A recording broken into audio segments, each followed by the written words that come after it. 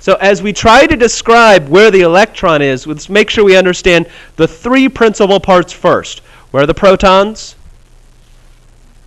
In the nucleus. Where are the neutrons? We don't care about those two in this concept at all. They're hiding in the nucleus, which is an extremely small dot with this positive charge and this neutral charge. We care about the electrons. And where are the electrons? Outside, moving around, flying, woo, woo, woo, around the nucleus. We have probably described them as moving in orbits around the nucleus in the past, or we've said they were like on energy levels or whatever, or we just thought maybe they're just moving around willy-nilly. Today we're going to try to refine that and put them into set locations. And it's really kind of conceptual and out there, so we're going to have a lot of odd pictures.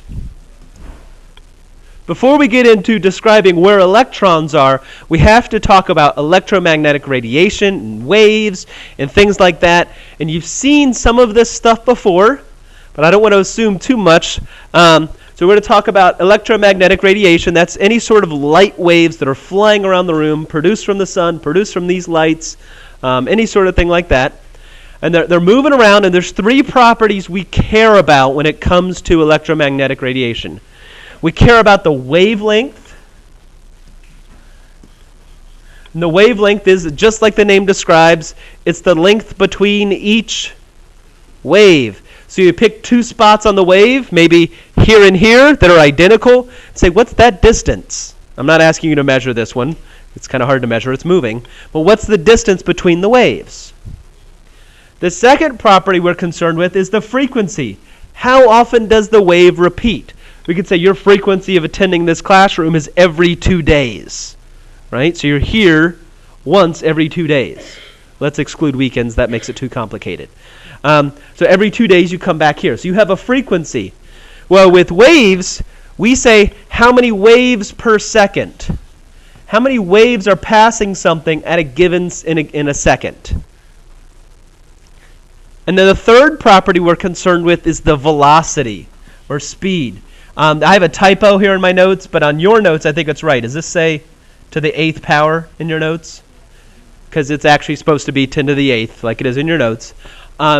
Because light is ridiculously fast.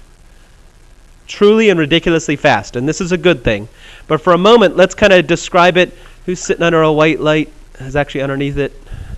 You're underneath a white light back there. Okay. So the white light, the light is producing white light. We agree with that?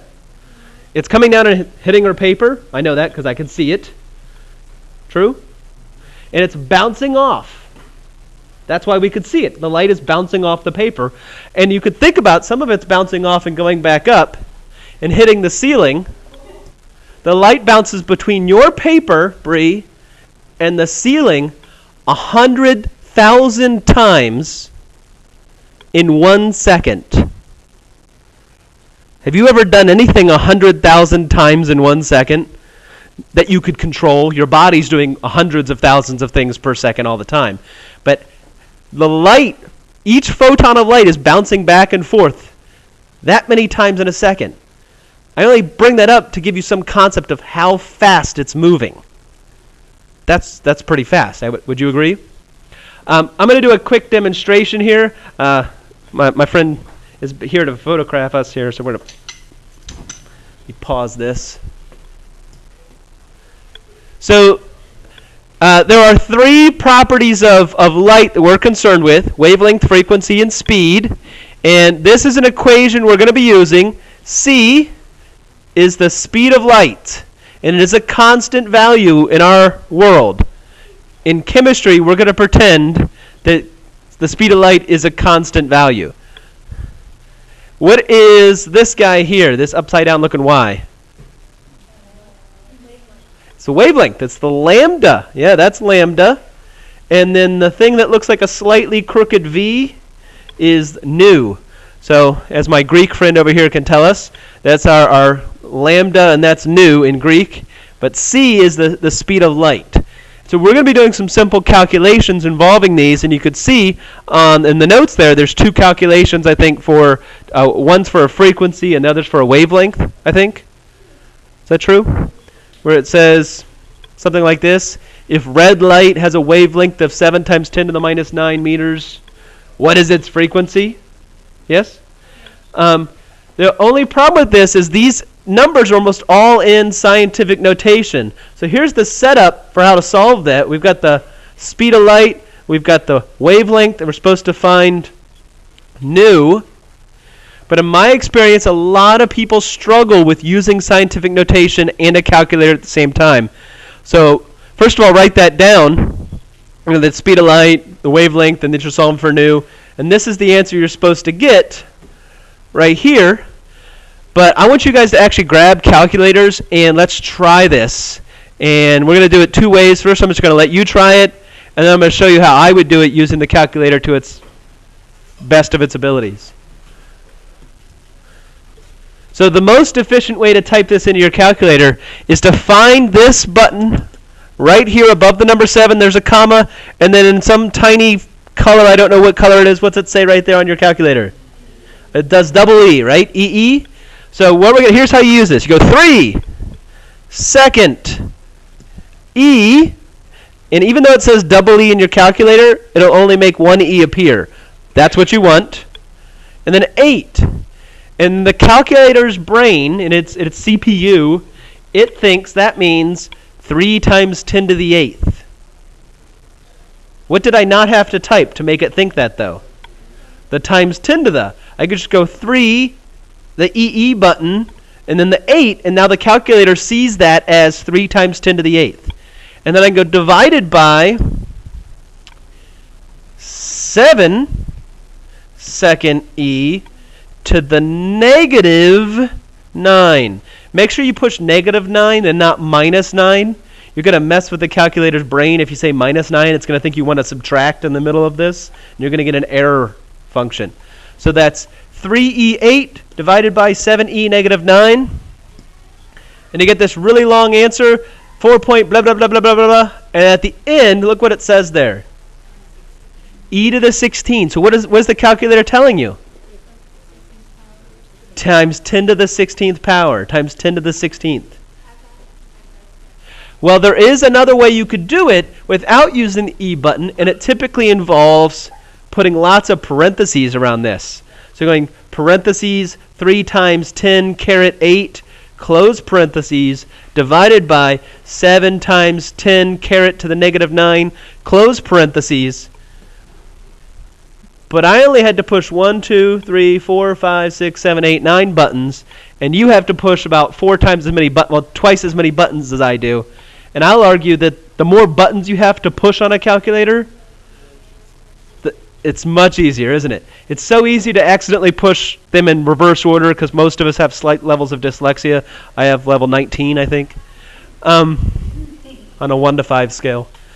So I push as few as possible to simplify it down.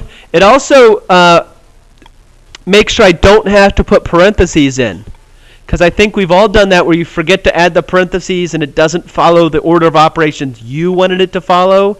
It actually follows the correct order of operations as you typed it in. So if you want this divided by that, the whole thing divided by the whole thing, the E button really simplifies your life. And in chemistry, we use scientific notation a lot. So it's worth knowing how to use that as we move forward through the year. So any questions on how to use that button? No? All right. If you still are struggling with it but just don't want to ask, just come and find me some other point. We'll sit down together. Look at these 3 diagrams. This is a trick question. Which of these diagrams is the fastest moving wave? They are all the same. Nice work, sir. They are all the same. Which one looks like it's the fastest? Man, the one on the left looks like it's way faster. But really, it's just its frequency is higher. Its frequency is higher. We're getting more waves per second. So it looks like it's faster because you're seeing more of it per second. But they're all actually moving at the same speed, the same velocity. But which one has the longest wavelength? The third one has the longest wavelength, which is why it has the shortest frequency, or the slowest frequency. the opposite, right? This one's a short wavelength, high frequency, long wavelength, low frequency. So those are inverses of each other. Now, I can't get you a wave on the screen that would be at the speed of light, because the frequency for the speed of light is too high. You are constantly seeing waves that are moving at the speed of light. That's all you see are waves moving at the speed of light. But your brain can't see the space between the waves, can it? You're constantly getting bombarded, and it looks like one continuous image. This is analogous to when you go and you watch a movie at the movie theater, and the projector is shooting images on the screen at 24 frames per second. And your brain can't see the space between the 24 frames per second. So it looks like one continuous image. But if they slow it down to, like, I think it's 16, then all of a sudden you're like, ow, that hurts, because it's not quite smooth enough. But at 24 frames per second, it looks like one continuous image, when actually it's 24 pictures per second. Well, how many waves are you getting per second right now? If you look at the image below, in your notes, you have something that kind of looks like this. You right now are in the visible spectrum. That's what you can see. The other pieces of the spectrum are around you, but you can see the visible spectrum, and the frequency here is between 10 to the 14th and 10 to the 16th. Let's just call it, let's say the visible spectrum's about 10 to the 15th. That is the number of waves you see per second. What is 10 to the 15th? Is it greater than a trillion? Yeah. You have more than a trillion waves per second. So that's why the image looks like one continuous movie. It's a nice three-dimensional movie for the most part. Now let's go back. Let's go both ways on this diagram here. As you go to the right and the frequency decreases, this one here is kind of illegible. Let me write that. That's 10 to the 6th waves per second, which still feels like a lot, doesn't it? What does 10 to the 6th equal to? 1 million. So this is 1 million waves per second. And you go the other way into gamma rays, and that's, I believe, 10 to the 20th waves per second, which is drastically more. You know, that's 10 to the 14th times more. That's just drastically more. Radio waves. What are some things you use on a regular basis that operate in the radio wave frequency? One obvious one is radios, but outside of radios, what else? I didn't hear anyone's answers. What would you say? The internet, it depends on kind of what you mean by that. Like, the Wi-Fi is in the radio frequency. Yeah, Wi-Fi is in the radio frequency. What's yours? Microwaves are in the microwave frequency on this. I know it's kind of illegible. Yeah, you got it. This is the microwave range right here. We'll talk about microwaves in a second. Cell phones. How many of you guys have an active cell phone on right now? I'm not taking them. Don't worry. Most of y'all have cell phones, and they're putting out waves, about that many waves per second. So how many cell phone waves per second are flying around the room? You can imagine it's a lot. It's a lot. But the good thing is these cell phone waves are a lot lower energy, because if the frequency is lower, the waves are fewer per second. You're getting fewer waves per second than you would if it was gamma rays. That's a really good thing.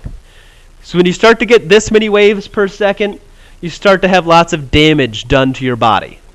You start to have lots of mutations occurring, and that's not good. So cell phones work in that frequency. A lot of our like handheld walkie-talkies, things like that, all work in that frequency. It's all light. It's just not light you can see. All right? Yes? You have to wear that because X-rays are very high frequency. It's a lot of rays per second, and that concentration of rays per second can cause damage to your genetic code. So you have to wear a lead vest to protect the pieces they're going to pass on your genetic code, right? So you have to, protect your reproductive organs when you wear that lead vest. But if you've got a broken arm, they're still going to X-ray your arm, right? Microwaves, you brought that up. Microwaves is an interesting thing. You know what microwaves heat up? They only heat up one thing really well. Heat up water. Yeah, they They just really heat up water, and the other stuff gets heated up because the water's being heated up. If you don't believe me, try a really dangerous experiment at home. Put a Hot Pocket, like a jelly, not Hot Pocket, a Pop-Tart, like a jelly Pop-Tart in the microwave for like 20 seconds. And when you pull it out, it won't feel warm on the outside because the breading has almost no water in it. But the inside is like 4,000 degrees. I'm not saying bite into it and burn your tongue, but it's an honest test because the frequency of the water molecules vibration is the same as the microwave's frequency. And if they're moving at the same frequency, what happens if they're moving at the same frequency, then they double the frequency, and then the molecules start moving faster. And if they're moving faster, you have more friction. Friction equals heat. Waves. This idea of frequency and wavelength and waves is directly relatable to electrons and electrons around the nucleus. When the Bohr model comes around, the Bohr model is based upon the idea that electrons move around the nucleus, and you don't, I believe, have these images here. We're still on the same page. We haven't gone anywhere yet. The Bohr model moves around, has electrons moving around the nucleus in waves. Here's a wave. This is the top. Then it's going in, coming out, going in, coming out, going in, coming out, and then hitting itself again, isn't it? How many waves was that before it hit itself? 3, yeah. Started out, the second one, third one, and back to the first one. And then this one, I'll start on the out again, goes out, goes in towards the nucleus, out, in towards the nucleus, and out. How many waves was that? 2. What would the fourth one look like? It would be, this is going to be horrible. Ready? Here we go. I'm going to try anyway. Out, in, out, in, out, in, out, and I missed, didn't I? That's horrible. But thank you. The idea is that electrons could only exist at certain points around the nucleus. They could only exist where the wave met back up with itself. You see that? You can't have an electron in between, because like what I did that match? No, I mean, other than it being a horrible drawing, it didn't match either. The wave of the electron has to actually cross its own path in the Bohr model. Now, we're not going to have to try to draw these things, but what this means is that you can only have electrons on certain distances. Depending on the number of waves, you can only have it on certain distances. So let me get rid of that guy. And so you can imagine like this one, which is way too many. Nope, wrong thing. Let me just undo that twice. But wanted to get it to have 8 going around. I don't know why I'm getting that blank spot, but I'm just going to pretend like it's not there. It might have to be, let's center it, like way out there. 8 complete waves of the same amplitude. And so in between here, between 8, there would also be a 7, 6, 5, 4, 3, 2, 1. And each electron is kind of moving around on a wave. And this is what the Bohr model brought to us. But what we usually see is the Bohr model looks like this. We usually see this. You have a nucleus. And then there are 2 electrons. And then there are 8 electrons. And then there are, and you see like circles of electrons.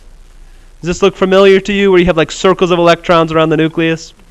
That was the Bohr model simplified down into as if these electrons were stationary and just sitting there, because to draw these waves is pretty confusing, isn't it? But so the Bohr model actually had a lot of math going into it. And then as we did investigations into electrons, more and more investigations, we started to see different properties that were represented by the Bohr model. And in our demonstration a little while ago, we saw set colors, didn't we? The one we couldn't see was actually, we saw it. It was like a bluey green. wasn't just green, it was a little bit of both. Did we see one that was like a brilliant orange? It was a calcium one. This, I believe, is calcium if you broke the colors that were coming out apart with the prism. Like the light that was being emitted, if we ran that through a prism, it would get split apart into all of the photons that are being emitted. We saw mainly orange because that was the brightest wavelength being produced. Unless your eye was really, really sharp, you could have seen some of these other colors also. But they get overpowered by the orange. If we had had a prism and a pretty complicated setup, we could have broken that apart and we could have seen the other colors. It's kind of difficult to do, though. What was going on there? Well, when we burned the calcium solution, the electrons on the calcium got some energy. And just like you, when you get energy, you don't want to sit still. You know, you had 3 Red Bulls, you're not going to sit in that desk, you're going to be like bouncing around, right? Well, you put all this energy into them, and the electrons that are on an energy level, if they have too much energy, they can't stay on this energy level. They have to go to something with more energy. And so they get bopped out to a higher energy level, maybe way out there. But they're not going to stay there, because what's inside in the middle that we don't really care about much in this chapter? Not the neutrons, the protons. What are the protons going to do to those electrons now that they're way out there?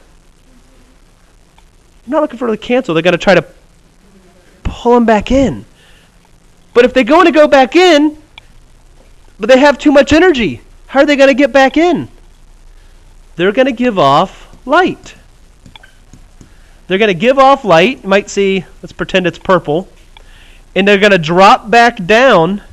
And as they drop back down, they get off a set amount of light, a set picture, a set value. And so each element had its own unique color we saw there. Each one we burned was slightly different than the other. 2 of them were pretty similar. Sodium and calcium were both kind of an orange. But one's a reddish orange and one's a yellowish orange. It's kind of hard to see. Here's another example where electrons would be bumped up, and as they drop back down, they give off a color. Bumped up, drop back down, give a color. And it depends on where they get bumped up to. You could have an electron here that could be bumped up to here, here, here, or even further out. And depending on how much energy it gets, determines how much energy it would give back as light. And so we're heating them up, and then they're coming back down and giving off light. And we could see that. I think we all could see that. We definitely saw that one thing. And what we couldn't see, though, is can anyone see in the ultraviolet spectrum in here? No. But there was also possibly ultraviolet light being given off. There also could have been infrared light being given off. I don't think we were exciting these electrons enough to give off gamma rays. That would be a lot hotter, and we're not going to do that. So you're safe. And so this is what the Bohr model got us to. And this is where we're going to stop these notes for right now, and then we're going to pick them up in a second. So.